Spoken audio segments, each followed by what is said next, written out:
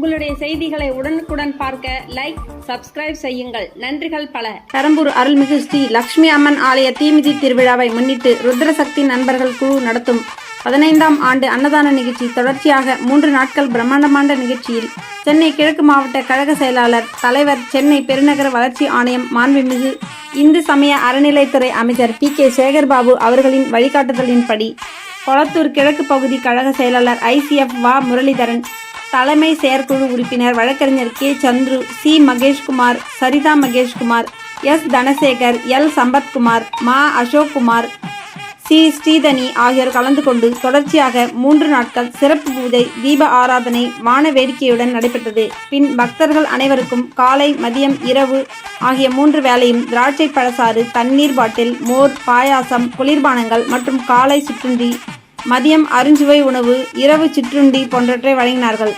இந்நிகழ்ச்சியின் ஏற்பாட்டாளர்கள் சென்னை கிழக்கு மாவட்ட துணை அமைப்பாளர் தொழிலாளர் அணி கொளத்தூர் கே. கங்காதரன், 67வது வட்ட பகுதி பிரதிநிதி R. Jai, S. Prabhusoori, S. Sridhar, M. Selvaprabhu, S. Lakshmanan, W. Wesley Milton Solomon மற்றும் விழா குழுவினர்கள் K. Thiyagu, Kalikambal water supply, G. Chinna, K. Subramani, K. Rajesh, PM Prabhu automobile shop, R. Venkatesan, G. Manikandan, S. Anand, S. Srikanth, M. Ranjith மற்றும் பக்த கோடிகள் என பலர் நிகழ்ச்சியில் கலந்து கொண்டனர்.